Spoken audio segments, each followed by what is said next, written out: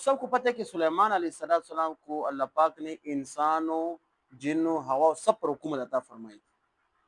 ایسی بادشاہی کبھی کسی کو نہ ملی گی اور نہ ملی تھی۔ یہ سلیمان علیہ السلام خود دعا کی تھی، یا اللہ مجھے ایسی بادشاہی عطا فرما کہ جو اس کے بعد کسی اور کو نہ ملی۔ تو اللہ پاک نے اس کو ہر چیز پر حکومت عطا فرمائی۔ ایک دفعہ وہ اپنے اس کا جو شاہی تخت ہوا میں اڑ رہا تھا، ہوا میں جا رہا تھا کہ نیچے، چونکہ سلیمان علیہ السلام پیغمبر تھے، نیچے چونٹیاں تھی، چونٹیاں سب چونٹی جمع تھی۔ اس کی ایک سردارنی تھی، بڑی تھی۔ جب انہیں سلیمان علیہ السلام کا لشکر دیکھا، ابھی چونٹی اپنی جو سردار ہے نا، جو ملک ہے، اپنے چونٹیوں کو کہہ رہے ہیں کہ چھاپو جلدی کرو، اپنے غاروں میں داخل ہو جاؤ، ایسا نہ ہو کہ سلیمان علیہ السلام کا لشکر آ جائے آپ کو کیا رون نہ دے۔ تو اللہ تعالیٰ نے بذریعہ وحی یہ باتیں کیا سلیمان علیہ السلام کو سنوا دی۔ اس نے باتیں سنی، کہتے جب اس نے باتیں سنی تو سلیمان علیہ السلام نے اپنے کہتے تخت کو رکوا دیا، اپنے جو تخت جا رہا تھا اس کو رکوا دیا۔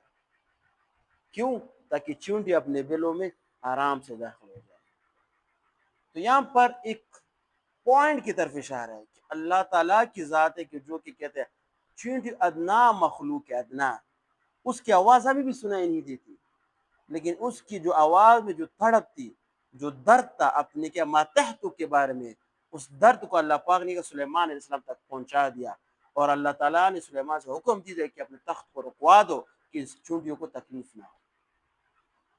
تو ہمیں بھی چاہیے کہ ہم اپنے ماتحت سے صحیح سلوک کریں، کہ جہاں پر انسانیت کی بات ہوتی ہے تو وہاں پر اللہ پاک کی مدد بھی ہوتی ہے۔ آج کل انسانیت ختم ہے، انسان نہیں بلکہ بائی کا دشمن ہے۔ جب انسان کے اندر انسانیت ختم ہو جائے تو اللہ پاک کی مدد بھی شامل حال نہیں رہتی۔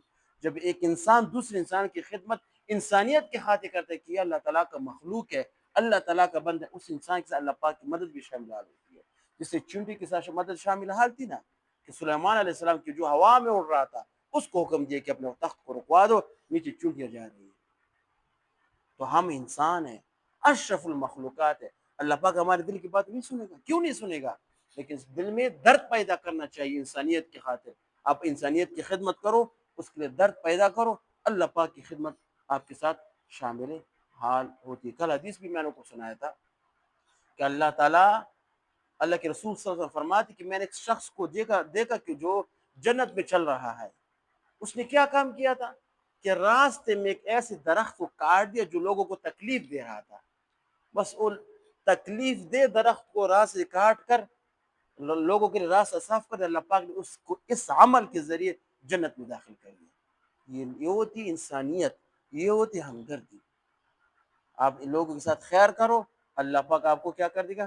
جنت میں داخل فرما دے گا۔ وآخر دعوانا الحمدللہ رب العالمین۔